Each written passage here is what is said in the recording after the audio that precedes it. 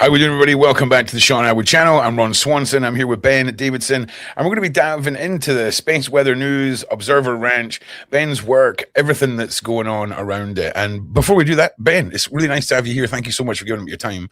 Can you just introduce yourself to us all and just let us know a little bit about yourself? Absolutely. First of all, thanks for having me on. Pleasure to be here today. I am Ben Davidson. I am the founder of Space Weather News, co-founder of Space Weather News with my now ex-wife, still on very good terms. But without her, the channel would just be a YouTube channel. There wouldn't be 11 books that we've put out. There wouldn't be live events all over the country. Wow. Wouldn't be apps, other things like that. And there wouldn't be this place where I am right now called Observer Ranch here in Colorado. The goal of what we do every day is to take a look at what the sun is doing, what the earth is doing, and some of the updates and progress in specific fields of science that are important to the earth and sun interaction. What I mean by this is maybe people know that the sun causes the northern lights, the auroras. Maybe they have even heard about there's a technological risk if the sun really sends a big solar flare in our direction. Yeah.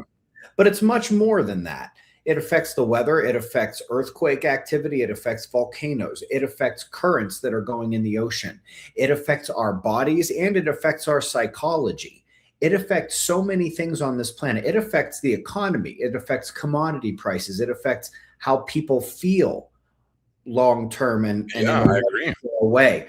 And so this is important for us to understand in the first place. But beyond that, the thing that modulates this interaction is Earth's magnetic field, the magnetosphere. We have a magnetic shell that wraps around our planet that protects us from all of the scary stuff in space, the worst aspects of solar flares, solar wind, cosmic rays, supernova blasts, gamma ray bursts, all of the scary energetic stuff from outer space. That's what Earth's magnetic field is for. If we didn't have it, our planet would look like Mars. Okay. And unfortunately, every few thousand years, this magnetic field has a little stumble, has a little hiccup, and the magnetic poles of the planet move, and the shield of our planet weakens tremendously. That is what we are in the beginning of right now. Some people call it a geomagnetic excursion, a magnetic pole shift. There are actually changes happening on the sun and throughout the solar system. And so the name isn't necessarily as important as knowing there is this cycle. It is very easily traceable back through history. We are at the exact amount of time that we should be seeing the next one. It is unfolding all around us. And everything that we would be expecting to see, the changing interaction between the earth and the sun, is already taking place. And most importantly of all, the fossil record shows enhanced deposition during these events. So in the same place where this thing called magnetite in the geology, in the sediment, in the rock, turns the other way, which lets us know there was a magnetic pole change here on the planet. There's excess volcanic ash. There's way too many fossils compared to the sediment just above and just below it. So there was a lot more dying. Are we talking about a full magnetic rotational shift? Well, To that, are we talking? So, is the end result is it a spectrum on the conclusion board, if that makes sense? Is there a best case scenario and worst case scenario spectrum for what you believe is coming? Sort of, yes. Sort of. There's an aspect to this that is fully 100% mainstream science. Okay. And then there is stuff that is wholly built on mainstream science, but it requires more connecting of dots, interdisciplinary in fields of science that don't always necessarily overlap or look at one another. Okay. There's that side of it too. And so what I'm going over now is fully the mainstream side of it. And so where we've come to up to now, this is an easily recognizable cycle. We are due in time. The magnetic field is changing. We can monitor it. And the effects of that, the changing relationship between the earth and sun, is already taking place. And most importantly, all of the scientists now agree that this is where there are elevations in extinction. Now, This is not what some people think of as an extinction level event, which would be like 65 million years ago, Chicxulub asteroid, something like that. And the magnetic field doesn't stay weak long enough to turn Earth into Mars. It is a short-term thing, but it is still extremely dramatic. And this is why, according to the mainstream scientists, this is how they explain. They're now past the question of whether or not there's extra dying on the planet during this event. They're trying to explain why. So the ozone level above our heads, the thing that protects us from the scary parts of ultraviolet light. Okay. The ozone layer that's up there right now is not the same ozone layer that was up there last year, and it's not the same ozone layer that's going to be there next year. It is in a constant state of creation and destruction. Ultraviolet light from the sun actually causes a photoionization process that creates ozone, and the particles, so not light, but particles, protons, electrons, cosmic rays, those actually destroy the ozone. Now, normally this is in a very good balance. However, the loss of Earth's magnetic field only lets in a tiny bit more light. We're talking single-digit percentages. But in terms of the protons and electrons and particle plasma that it lets into the Earth's atmosphere, that it doesn't block anymore, we're looking at 200, 250%. That really tips the scales in favor of the destruction. Why does this matter?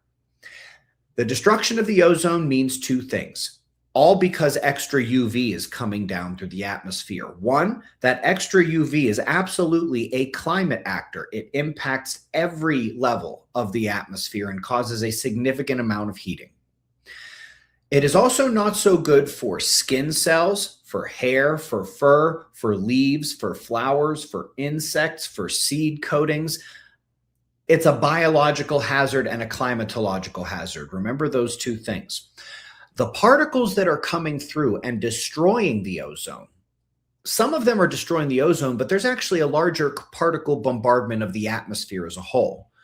This is also a climatological actor. It adds to the global electric circuit, the air conductance, the particulate matter, the cloud condensation nuclei. It changes how clouds form. It changes the where a cloud is in terms of how ready it is to dump rain, how much rain it's going to dump. And at the same time, those cosmic rays are the same kind of radiation that they talk about in terms of radiation normally, like the alpha decay and the other stuff like that. So that's not good for DNA. That's not good for your cells. That's not good for anything else. And so just because Earth's magnetic field is weakening and we have a destructive trend in the ozone, we have a double dose of climatological and a double dose of biological stress here on the planet at the exact same time. While this is going on, it's not just birds that use Earth's magnetic field for seasonal navigation. There's a lot of creatures that use Earth's magnetic field for seasonal migration, but also for finding foraging grounds, for finding reproductive zones. And it's all kinds of birds, but it's all kinds of marine creatures as well. Salmon, tons of different kinds of fish, crustaceans, whales, sharks, turtles, mammals. They're especially strong on the foraging aspect of this, but also when they have to flee a predator. They often do so along geomagnetic field lines, and this has been statistically proven. And so at the same time, now we forget this as humans, but if you're not a human on this planet, life is hard. You know, death is never more than, you know, right around the corner. If you think about it out in nature, the planet's not an easy place to be if you're not a human. Right. So you get a double dose of climatological boom, a double dose of biological boom. At the same time as half the food chain, half the animal kingdom is having navigational difficulties relating to seasonal migration, finding food and finding reproductive zones. No wonder they think this is a extinction level event. And that's without the more extreme aspects that I do believe the evidence suggests are worth mentioning in this entire cycle as well. But up to here, yeah, it's a cycle, it's time. We are seeing the magnetic field change. All of the expected indirect effects from that are taking place. And this is a very big deal. This is a major biological hazard. several, it's not just that there's an extra dying. This is when major species go extinct. A lot of scientists believe this is what tipped the Neanderthal over the edge. This is what took out the mammoths, kind of thing. And so, and plenty of other megafauna as well. There's an excellent paper from 2019, two of the best geophysicists in the world, in the best geophysics journal in the world, Channel and Vigliotti, 2019, in the Reviews of Geophysics from the American Geophysical Union. It actually was able to track which continents were hit the worst during these past magnetic pole shifts. So not just the corroboration, not just the destruction of the ozone cascading down into the biosphere, the life on this planet, and causing that extra stress, that extra dying. But they're even able to spot, okay, during this event in the past, this area got hit the worst. And then a couple cycles ago, this area got hit. They were that detailed with it. Damn. And so that's mainstream science. That's where we are right now. And so even without the somewhere between hypothesis and crazy fringe ideas that I would like to add on to this, even if you wipe them from the board and just stop here, everything I've stated is not me. This is just me, pulling together peer-reviewed scientific journal articles. Oh yeah, this is for those who want receipts. This is the receipt version. If you want, this is the one that's in the textbooks. Okay, you want to look it up, sort of thing. And well, here's the interesting one, right? Because I think it's weird because there's a lot of people that feel like something's coming, Ben, right? Whether you call it scientifically, religiously, spiritually, the spidey senses are tingling. And do you feel like whatever you feel this cycle is approaching us, right? To what extent do you feel it's coming, and how soon do you think it's coming? So unfortunately, this is one of the easier things to figure out about this process. Okay. And it's one of the scarier ones. Oh, great. It really looks like Earth's magnetic field kicked into gear in terms of changing right around the middle of the 1800s. In the year 2000, NASA told us we had lost about 10% of Earth's magnetic field.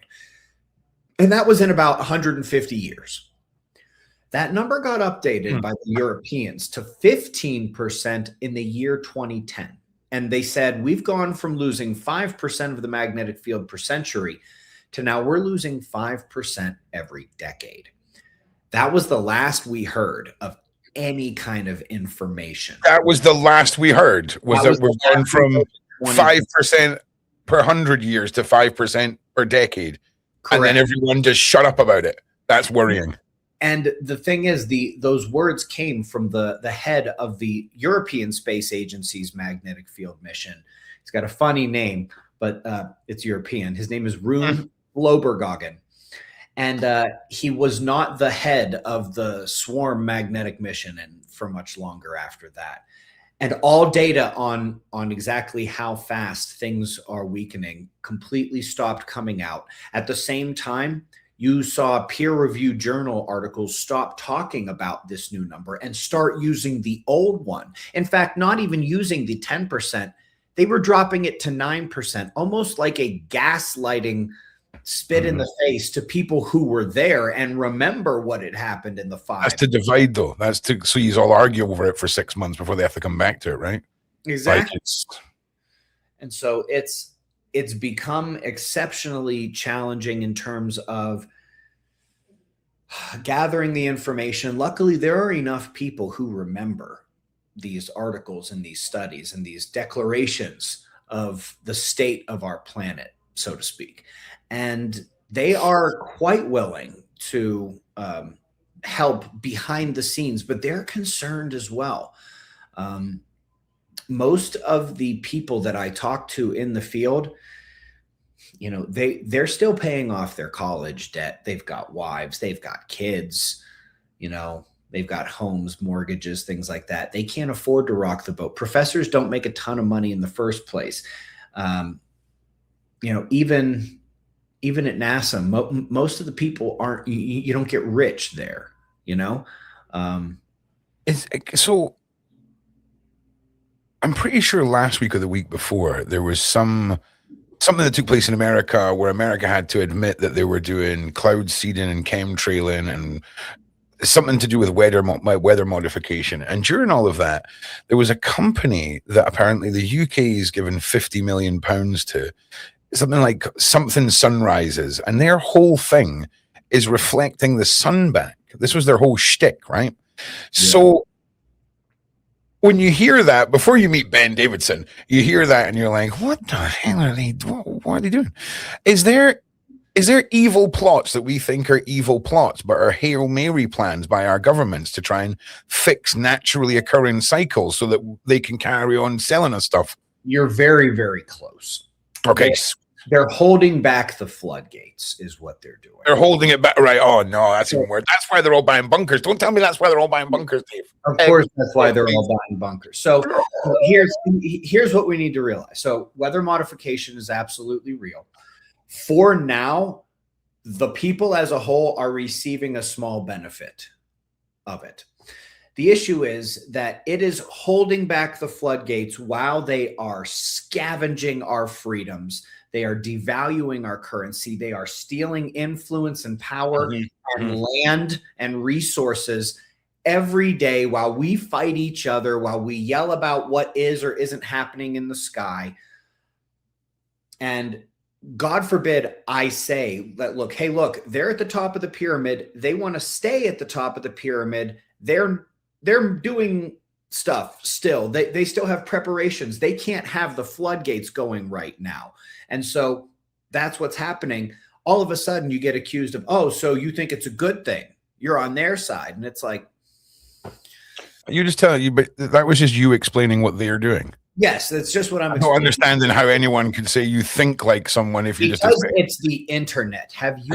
Oh yeah, I understand stupid. Yeah. I just don't understand. Yeah, I wouldn't give it that any time. So wait a second, because now we're in the realm of you triggering all of my things. All of my things are triggered now. Let's do it. You know when you see those, like the room full of mouse traps, and one mouse trap goes off, and then they start all going off. That's where we're at now. Okay, so first of all, how far down do I need to dig to be the mole person to survive this? If we're talking about what is the real, what would be like, okay, so let's say it all goes tits up, right? It increases to whatever exponential amount, the ozone layer breaks down. Okay. I take it we're just all going to roast and become radiation balls. That would be the worst case scenario, right? I mean, I imagine it won't be as extreme as that. It'll be like, massive surges in cancers and birth defects and crazy weather, crazy earthquakes, crazy levels of volcanoes. That's because if you remember, it's not just the magnetite turning in these layers and the extra fossils. There's a ton of volcanic ash there. And there's evidence of 10 times what we call climate change happening in only a decade of time. And so we're talking about wild environmental changes. And that's really what we're looking at here. And so it's sort of everything everywhere all at once. But it's an amplification of everything that we already know about, things that we know exist. We already know that cosmic rays enter the atmosphere every second of every day. If you get unlucky and one hits a strand of your DNA the wrong way, that sucks. Though there's just going to be a lot more of them. And that also has impacts on your mitochondria, on your electrolytes flowing through ion channels in your body. All of your neural processes, your thinking, your emotions, all of these things are electromagnetic.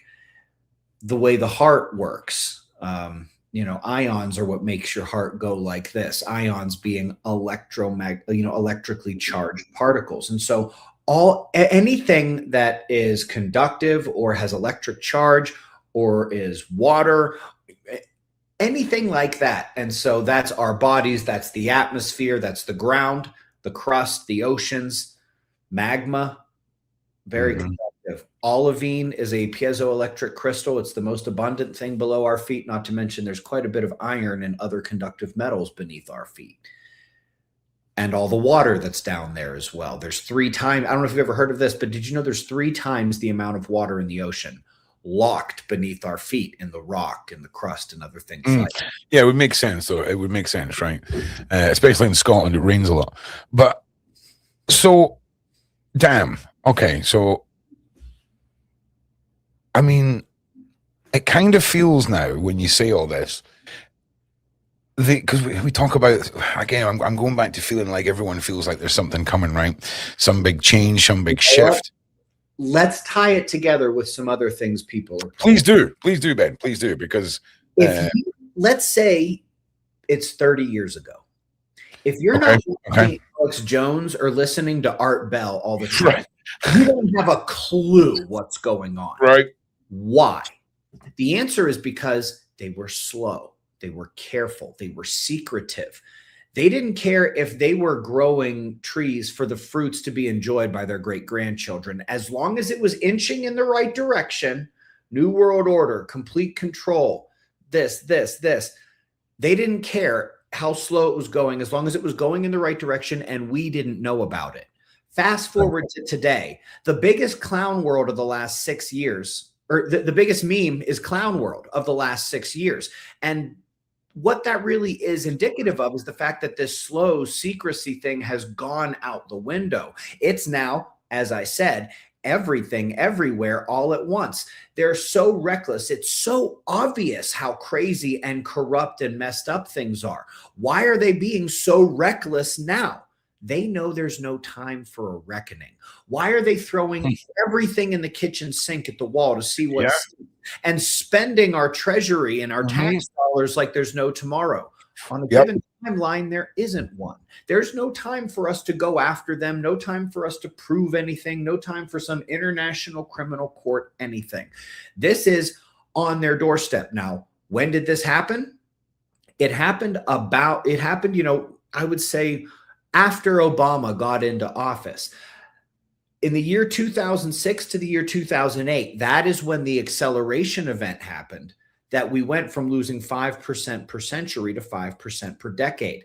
This scared the bejesus out of them. They didn't realize how close we were. And then they were like, okay, the secrecy thing's got to go. We don't have time for that. We've just got to go. It doesn't even, who cares if they know?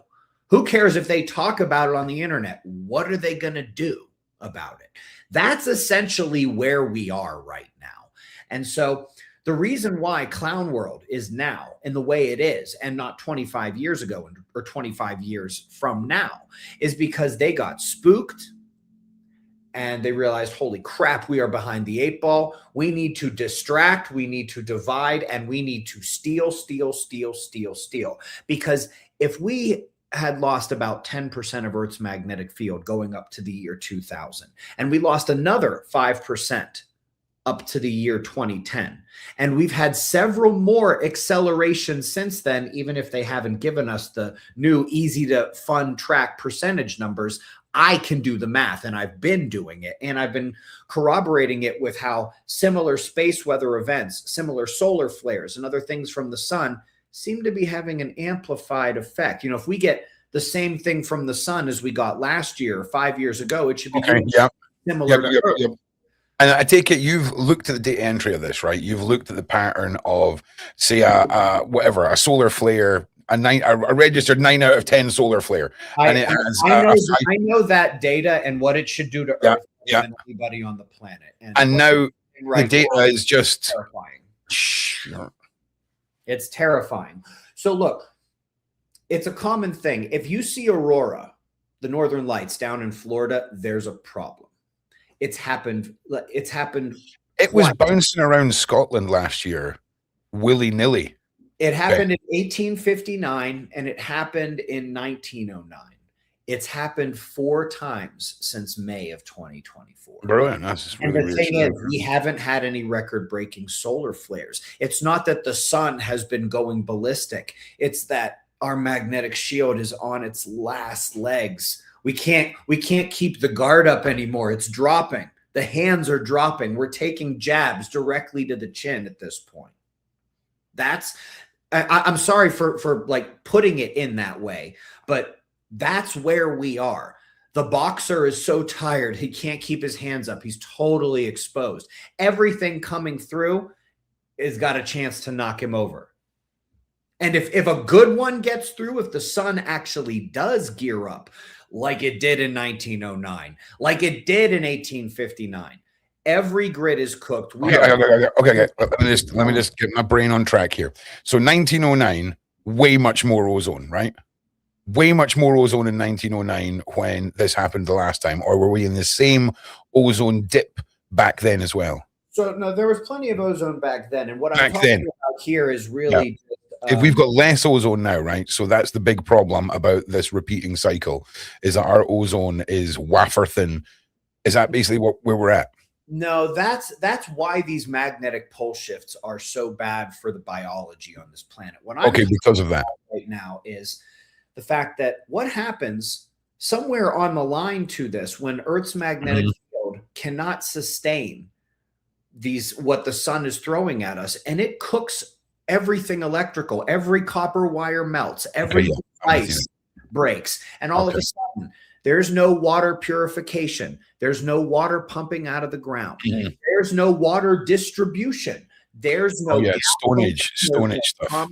No banks, no heat, no air conditioning, no food refrigeration, no transportation, no communication, no internet, no satellites. We're back to the Stone Age. The United States government did a study on this, and they said if the world was to lose power, 90% of humans would be dead in 6 months. Here's the thing. Here's what that study didn't tell you. If it's something like the sun and it cooks everywhere, all of the transformer factories are offline. Nobody's coming to help when the disaster is everywhere. Everybody needs help. It's not like a hurricane or an earthquake where people can come from everywhere. Everywhere is offline. And when that's the case, it's not coming back. We're not talking about just 6 months. We're talking about the complete collapse of our civilization, because there's no coming back. We're going back. Like I tell people all the time, as they're prepping, even after they've come to grips with this, and they're like, you know what? I'm going to survive. I'm going to get my bloodline into the next age of Earth. I have to remind them repeatedly, stop trying to take 2026 with you. You need to be thinking 2026 BC. Okay. That's what has been laid before us. That's what's coming. That's what everybody needs to prepare for. And I realize that's a tall order, but is there anybody in your life worth preparing like that for? Are you worth preparing for that? I can tell you that as scary and horrible as it sounds, there's a little bit of me that's excited about it. Oh, I hear you. I don't necessarily feel about that, but I almost feel like I was born for this. I was born to see this coming. Yeah, I hear you. And, you know, it's an outcome that I think a lot of people would rather look past. You strike me as the sort of person, Ben, that once people have one conversation with you, they're like, Jesus Christ, I cannot deal with another one. That is too real. It's too real, right? Because when science backs everything up, right, and we've got major data entry points throughout history, it is very much warranting of attention at that point, right? And there's a lot of theories, a lot of end of the world, this, a lot of this and that gets thrown around. But when we have the credible science and we have opinions that come from somebody like yourself, Ben, it's hard to ignore. So what do you think? I mean, is there escape? Is there a chance for us? Can we live past this? What do you see as the outcome? I definitely see that. I mean, look, we're here having this conversation, and this cycle I'm talking about is 6,000 years. We've been through a lot of these, okay? And we're here, and we've risen again. And we've something like Atlantis or advanced civilizations probably were a thing in the past, which is by far the easiest way to explain some of the stuff that is left from antiquity on Earth, by the way. But beyond that, look, this is the kind of thing where the worst of these events, the worst one we know about in the last 100,000 years, it's called Le Champ, the Le Champ geomagnetic excursion. Okay. something like 4% of the species went extinct. And for the rest of the species, they lost between 10 and 80% of their numbers. Now, 4% of species doesn't sound like a lot, but that's a horrifying thing to have happen in like a century, you know, and to have to lose, basically half the life on the planet is a huge deal. It's, nothing like that has happened in thousands and thousands of years. But if you lose half the life on Earth, I'm willing to bet that other half that sticks around, there's some humans in there. And there's a lot that can be done to prepare for this. There's a lot that the civilizations that appear to have been around before and after the last one have in common. Like, none of them are by the ocean. Most of them were at pretty high elevation. A lot of them appear to have constructed gigantic stone structures or dug tunnels under the ground, both of which would protect you from these cosmic rays that I'm talking about and the ultraviolet stuff I'm talking about.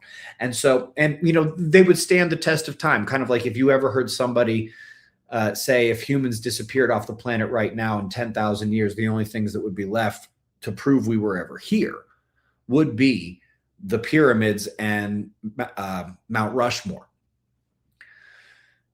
And so I do think we're going to survive, but it requires a little bit of thinking of, okay, what is it going to take? And this is also where you have to think about, okay, are the really out there things that Ben is suggesting is going to happen? Do I have to prepare for those too? Because that's the reason why they couldn't have been by the ocean and why they needed to be at high elevation and other things like that, because the oceans attack during this event, because it's not just the magnetic pole shifting. I am almost certain, and this is where we are going outside of official mainstream science, I am pretty sure that the crust tilts. I have seen the exact same evidence that convinced Einstein and allowed him to write that forward for Charles Hapgood's crustal displacement book, even if Charles Hapgood's version of this is mutated from reality in many ways. There are a lot of good pieces of evidence, but my favorite one has got to be the mammoths that they found frozen up in the north with food undigested in their mouths and stomachs. Everybody asks the wrong question. They say, how do you freeze a mammoth so quickly that even internally their body heat can't keep it warm long enough to, allow digestion chemically to continue? And I say, well, you know what, that is a fair question, but the better one is, what were they eating? Because they had to dig these things out of 20, 30 feet of snow and ice. And we're 12,000 years into a hot interglacial cycle. These things froze in the middle of the ice age, in the middle of the glacial cycle, when it was 10, 20 degrees colder. They had to dig them out of 20, 30 feet of ice now. There's nothing growing up there. What was growing in the glacial cycle when it was 10, 20 degrees colder? And the answer is they couldn't have been there. They had to eat over 1,000 pounds of vegetation a day. The answer is they were eating happily somewhere in the lower latitudes, and then the planet turned over and they found themselves at the polar region, instantly freezing. There's tons of other pieces of evidence like this. They found a forest that was revealed by a melting glacier. They think it was covered in ice about 12,000 years ago. It has no tree rings. There are tree rings on the planet, or there are trees on the planet today that don't have tree rings, but only near the equator. Because what are tree rings? They're calling it a year is not really right. They're seasons, and there's no seasons at the equator. Well, why is this forest, this frozen petrified forest in Scandinavia, which, by the way, that's Norway, Sweden, Finland. We're not talking like that's up there right now. And then, of course, you have the stuff from Major White in World in Peril, where he talks about going up and they dug down into the ice and they found tropical fossils, right underneath like the main surface layer. All of a sudden, there's tropical fossils right under that. All of the stories, all of the evidence, the boneyards in Alaska, evidence of the huge waves, which is exactly what would happen during a planetary crustal shift. It would explain the stories of the Great Flood happening all over the world. It would explain literally everything, not only from a geologic and multiple scientific perspectives, but from a more esoteric one, from a religious one, from a legend and myth perspective. It's really hard to see science and faith, and science of like 8 different varieties, come together and attempt to tell the same story in their own way, and get yourself to ignore it, especially as a Christian, because it's as though a more imaginative, colorized, theatrical description of exactly what I think is going to happen is described in parts of Isaiah, parts of Revelation, to such a degree that I say to myself, the chemistry and physics knowledge and the math that I had to do to come to these conclusions. What do you mean you people put this in a book all those years ago? You've got to be kidding me. And so that's kind of where we are right now. And it's an interesting, exciting, and terrifying place to find oneself, especially because, as I mentioned, most of the professors and NASA scientists I talk to, they don't feel comfortable talking about this very much. They realize that there's something else going on here with this information.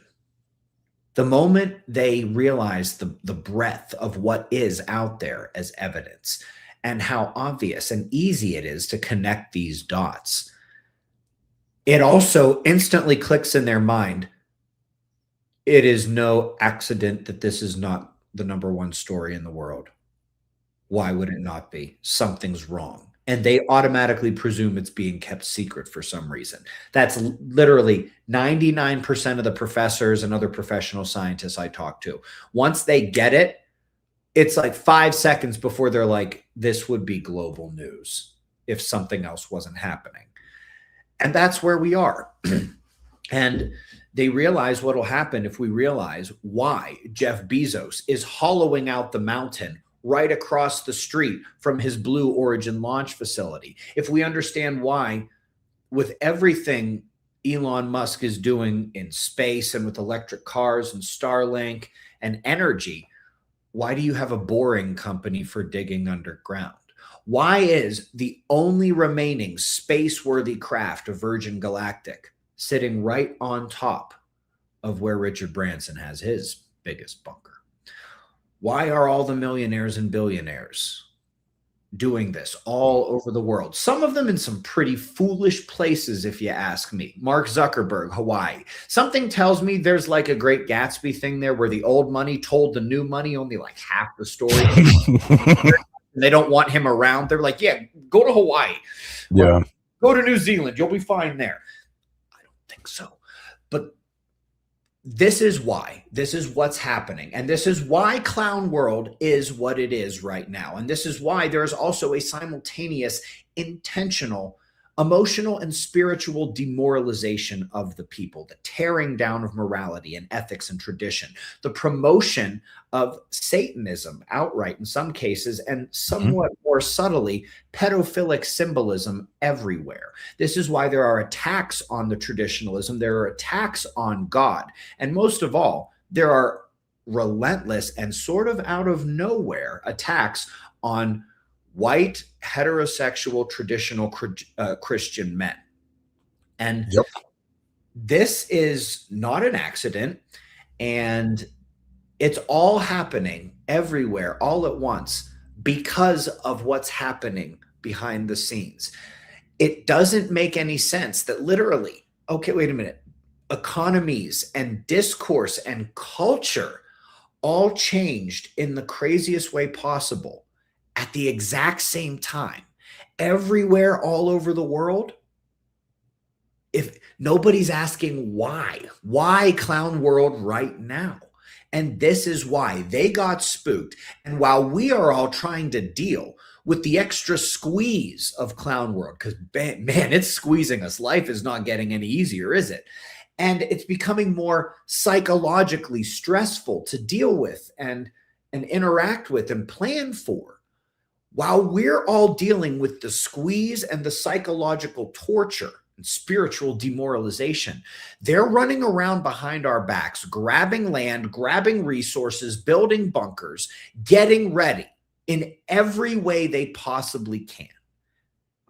That's what's happening on this planet right now.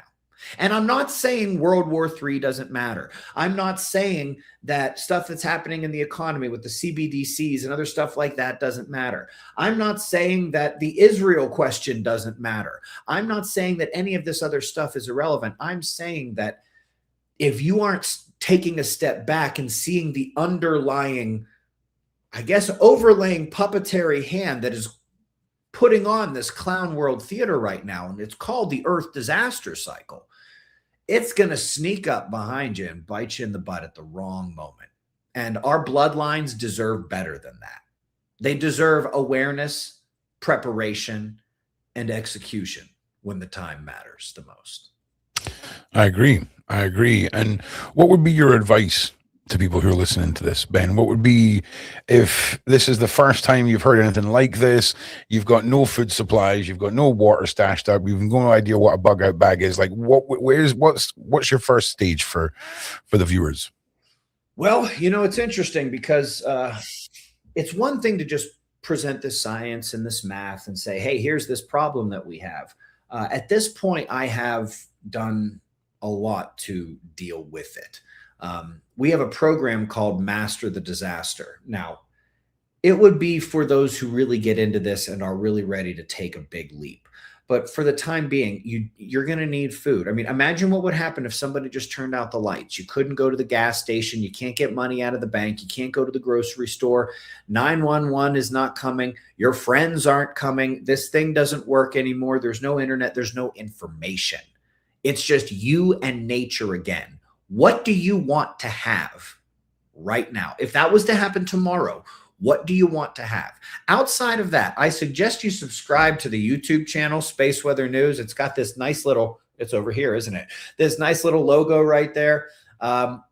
Every day I update what the sun is doing, what the earth is doing, and any important science that is relating to everything that you and I have been discussing for the last 38 minutes. And so this is where you actually stay informed, you stay up to date with all of these things. And the YouTube channel, it is the central node. It is the nexus. Everything from how to prepare for the disaster to the details about what's going to happen during the disaster, an advanced version, an easy version. We even have an affiliate network set up where, I'll get you discounts on whatever it is you're buying. Prepper food, seeds, water filters, medical supplies, whether you're actually going to buy a full bunker. Literally, don't go spending full price on anything, because I've hooked up with all of these people. That's great. And I'm like, look, hey, your customers listen to me. My deal is you have to make it worth their while. Make it worth their while. Give everyone a discount, and you promise to give it forever. As long as these customers who are watching me keep coming back, they have promised these discounts are yours forever. And so really it all starts at the YouTube channel, and realizing, hey, wait a minute, this guy hasn't taken a day off since 2011. And that includes Christmas, my birthday, the day I got married, the day after all three of my kids were born, my mom's birthday. If the sun comes up, you can pretty well guess I'm going to be as reliable. And when you see how this works day after day, and you start to notice these things, and you're able to actually predict things that are happening in the weather or in earthquakes or in people based on what's happening on the sun or in yourself, that's really spooky. All of a sudden you're like, okay, I need to dive deeper. And that all starts at the YouTube channel. It's where everything else comes from. Space Weather News. Yeah, obviously, your dedication speaks for itself. Your motivation speaks for itself. And the fact that you've gathered up all these resources as well really speaks for how much you're encouraging people to take this seriously and making it a bit more affordable, right? But this is incredible. This is going to sound so dumb, right? But obviously we're looking at the sun here, right? This is pretty incredible. It's weird.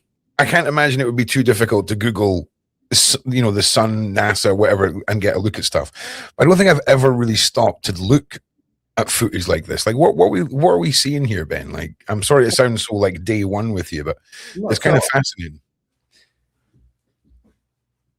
Imagine you're looking at an X-ray of your skeleton. Mm-hmm. You could glance at it and be like, yeah, okay, I see the bone outlines. But have you ever seen like a close-up X-ray and all the detail Mm-hmm. in bone? This is a super high detail. Those cool color things, super high detail, ultraviolet camera. So it's still out of what we call visible light range, but it's not low, energy radio waves. And it's not quite as high as X-rays. This is in the ultraviolet range. Our eyes cannot see these wavelengths of light, but this camera can, just the way the hospital X-ray machine can see the X-rays that are bouncing back off the calcium and other things in your bones. Okay. So that's what we're seeing here. I'm not going to lie. See this bit sticking out the side here, Steve? Ben, sorry, Steve. Who the hell is Steve? Ben, like, like you've got me rattled, Ben. I'm not going to lie. You've got me rattled. Okay. Like these, what are we looking at here? This wee flary thing. Is this looks menacing. I'm not going to lie. Is this a natural thing? Is this something that you're seeing more of, or is this just me being a noob and looking at the sun for the first time? Well, it's a little bit of that, but it's okay. Okay, that's fine. There's almost always these arcs, and what these arcs are is they're connecting sunspot to sunspot. That wouldn't be much of a problem, except the sunspots like to grow and decay and morph around and move, and that means sometimes these arcs collide with one another.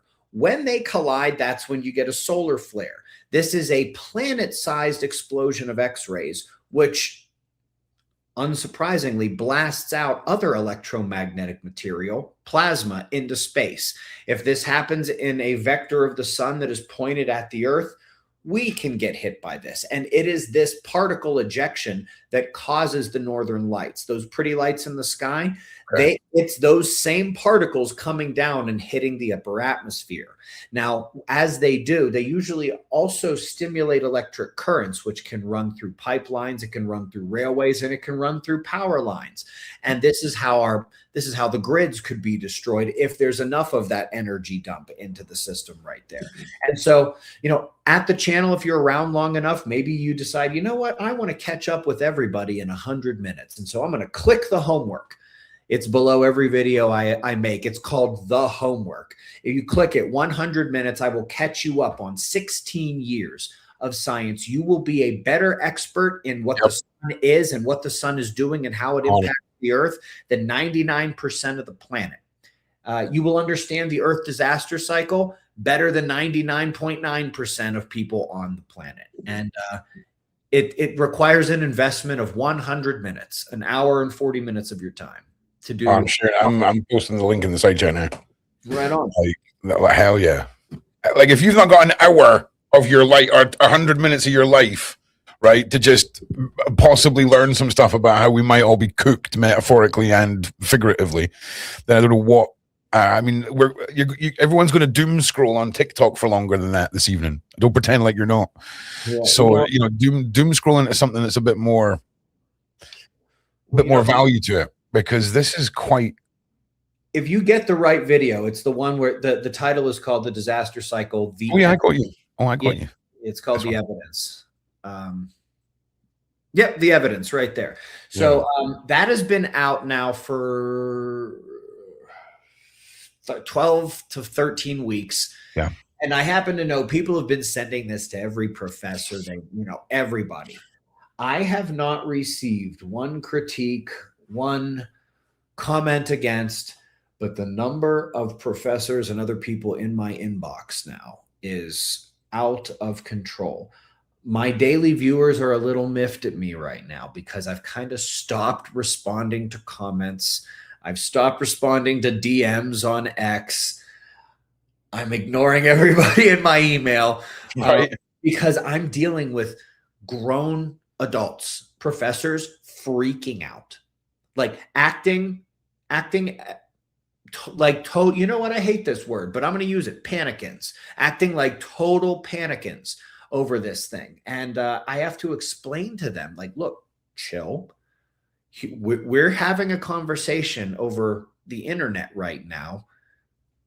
we're going to be okay. Humans are pretty intuitive. We're going to bounce back. The problem is a lot of people are going to get caught off guard. It doesn't take all the intelligence and all the resources and all the preparation and all the luck in the world to survive this. It takes a little bit of each, and you can't skimp on any of it. I hope you're a little bit smart. I hope you're a little bit tough. I hope you're making yourself aware, and I hope you get a little lucky. I hope all of those things take place, because that's what it's going to take. It's going to take a little bit of all of it. It's going to take a little bit of preparing. And the more you prepare, the more you're prepared for. That just goes without saying. The more you prepare, the more you're prepared for. I agree. My brain's going 1,000 miles an hour right now, Ben, over this. It's quite, because I'm very much, I like data. Right, I like data a lot. I like repeating patterns. And I've been saying for a long time, the world leaders seem to be like they're in a panicked frenzy. But I quite haven't pinpointed the cause. I know the effect because I'm seeing it, but I haven't quite pinpointed the cause, right? And it would take a lot more than the files or a war to induce this level of panic, right? And when you insert your algorithmic code of everything you've just explained to us, okay, it horrifyingly starts to make a lot of sense. If you think about it, as much as we hate what the elites or whoever it is has been doing, their secrecy was beneficial to them. Why would they risk everybody seeing the game? Why? This is why. Because there's something they're scared of more than us all coming together. Think about it. The reason why it was the way it was is because their biggest fear was what the grasshoppers feared of the ants. If they all figure out that there's 1,000 of them for every one of us, Oh yeah. Remember that scene from the movie? It's the same kind of thing. We're not what they're afraid of anymore. Wrestle with that. It was slow and secret and a conspiracy theory because their biggest fear was us finding out, us seeing Clown World and what's really going on.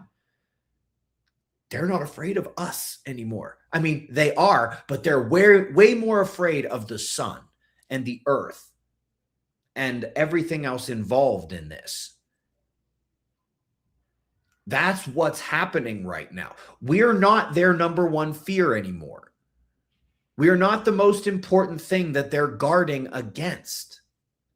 That should be the biggest wake-up call for everybody. Because if you think about it, if Clown World like this was going to go on forever, eventually we're just going after these people. Right? We're not we can't put up with this forever, or at least in their minds, there would be an unacceptably high risk of us revolting. Hell yeah. Forget about that. Once the revolt's done, we'd all be digging holes, right? We'd be working together. We'd be a mole civilization united through the fact that we've just overthrown the cabal. Yeah, listen, I'm a product of the internet, bro. You just need to deal with the analogies, all right?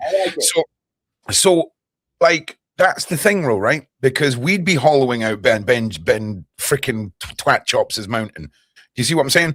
I'm triggered, Ben. Okay, you're going to get a lot of dumb stuff coming out of my mouth now that's going to make a lot of sense. Okay, all right, but I mean, it's the kind of thing where take a moment and freak out about it, and then steel yourself back to stoicism and prepare to save your bloodline. Yeah, we'll get to that. We'll get to that. I'm at the freak out stage right now, Ben. I'll get to coherent thought. Okay, just give me a second. Right. So, okay. Right. So, because you got to remember, right? You're not talking about 250 million years ago. This happened. Humans have gone through this. We've lived through it. We might have had better ozone or better magnetic pull, right? Okay.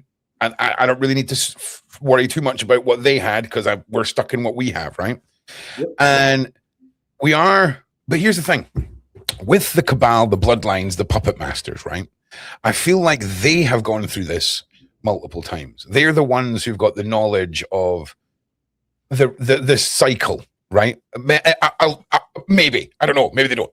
So we're up against it from so many sides, but I don't even know where I'm going with this. But they are panicking, and it explains so much as to what everyone's feeling. Oh God, nah, Ben. I just wanted to have a nice conversation in that, bro. And now I fear the sun, mate. That's great. Cheers for that.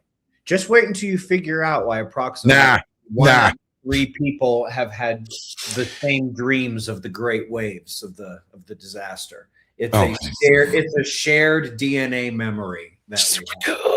Have you heard of that stuff coming out about how consciousness lives outside of the body and actually can travel through time, and how gut feelings could actually be your consciousness? Yes, but in a way less sciencey sounding way. Okay, well, now ask, why have somewhere between 33% and 50% of the population vividly recalls having dreams about the Great Flood? Everybody's had these dreams. Yeah. Well, it's DNA instinct, isn't it?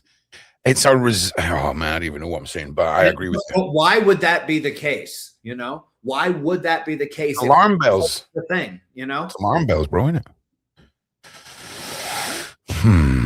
Okay, listen, I need to go to some side chat questions just for a minute here, because there's been some really good ones. So here's one. I've heard a lot of people talking about this alleged 7 seconds of no gravity. Have you heard about this? What's your take on that? Is this another get them all talking about this instead of the sun shenanigans? Yeah. It is. Okay, Brian. Okay, great. That's fine. Completely nonsensical. Yeah. That's fine. Okay, look, I'm listen, you've already fear-mongered me. People are freaking out about it, so. Well, hey, listen, at least it's only a day. Okay, at least once that's over with, it's over with. Okay, so this is Sarah. She's from the UK, right? And obviously she's heard the same stuff that everyone in the UK has heard about this company that's coming along to reflect sun rays or whatever. Is this an attempt from our country or elites to try and avert what's coming? Well, interestingly, that's not the way the question's worded, is it? If you look at the sun and the other planets, Earth is doing better than all of them. That's a real nifty trick if humans are trying to make it worse. Like I said, they're trying to hold back this floodgate right now. And what they're trying to do is they're trying to keep, this is one of the ways they're trying to do it. They realize, okay, there's more space energy coming in. So some of the sunlight does get blocked. Really, that's only going to work if they spray really, really, really high. What it will do is it'll really blunt the electrical impact to the atmosphere rather than the light impact, because everyone's like, well, wait a minute, aren't they spraying metal nanoparticles? Yeah, oxidized metals. When you oxidize a metal, it switches from a conductor to an insulator. They're actually blunting the conductivity and the electric potential that can interact down to the weather level, which is why we're not seeing Catatumbo level lightning everywhere and F6 hurricanes and tornadoes and, you know, derechos that are as big as a state and go across the entire country, stuff like that. It's because we're seeing an incredible effort to stop this from getting so bad already. It's already terrible on the other planets. If what has happened on the other planets were to proportionately happen here on Earth, half the world would be dead already. And, you know, we didn't have time to really get into this, and this is a whole other show, basically. But the entire solar system is changing right now. Every part of it. And what this disaster cycle really is, the reason it happens on a cycle like this is because we are gliding through the galaxy, sweeping in and out of the north and the south magnetic fields of the galaxy. And that environmental change causes a whole solar system magnetic change, north to south, south to north, also called a magnetic reversal. Our entire environment reverses its magnetism, and so everything inside trends towards that direction as well. That's what's happening right now. And I know we didn't have a ton of time to get into that, but That's why the whole solar system is changing. And when we see what's happening on the other planets, that's your confirmation that they're not trying to make the weather worse here. They're doing everything they can to keep themselves at the top of the pyramid so they can rule over us after this is all over. They're not quite ready yet. They got caught off guard in 2006 to 2008. That's why Clown World is the way it is. It's the only reason why you could explain why everything went bananas all at the exact same time. And there's a reason. You know, what would be the reason and why all at the same time? Well, this is the only answer. It's the only thing that makes sense. It does make a lot of things make sense. I'm not going to lie. And I think what I need to do is I'm going to go and watch your homework. I'm going to go and watch that 100 minutes a couple of times. And then I think I would like to hear what's going on in space in our time, Ben, if you've got time to come back one day and take us through that, because it's a lot to think about. It's not even that it's a lot to think about. It's a lot to process. It's a ton to process. I've told you maybe a third of the story so far. Well, I have told you the most pertinent aspects for us all to know. This is by far the most pertinent stuff. Oh, yeah. Absolutely. Absolutely. It makes perfect sense. And just make sure everybody understands. All of Ben's links are down in the description. Make sure you go and check it out. I've shared the disaster cycle, the 100 minutes of getting your homework done. I'm going to reshare it again now. This is definitely worth our time. Okay. For all of the stuff that we talk about, it's very rare does a massive folder of data make everything line up perfectly. Absolutely. I would agree with that completely. And I would say that compiling, like getting everything that will make you a sun expert, a earth magnetic field expert, and a disaster cycle expert, cramming that into 100 minutes is one of the more impressive things I've ever done. It's well worth the time. And you know what, if you watch the 100 minutes and you're not interested in any more, well, thank you for your 100 minutes. I really appreciate that you took the time. God bless, and wish nothing but the best for you. But I'm pretty darn convincing. Yeah. You've definitely done a good job convincing myself, and I'm sure most of the people in the side chat, Ben, who haven't heard any of this before. So all I can say is thank you for the nightmares. And I will be watching and doing my homework. I'm going to delve into a bunch more of your content, because there's a lot of stuff we spend a lot of time going down rabbit hole. Don't listen. We all doom scrolling. Do you know what? For the rest of the week, let's doom scroll through Ben's content, okay? And let's just try and learn this, because it's worth putting your eye on. And listen, preparedness is what brought me to YouTube, and this is definitely one for us all to put our eye on. So Ben, listen, thank you so much, mate. I really appreciate your time. I really do. Thank you very much. You have a good rest of your day. Thank you, brother. And for everyone at home, thank you so much for being here, to the mods, to the admins, and to the Sean Atwood channel.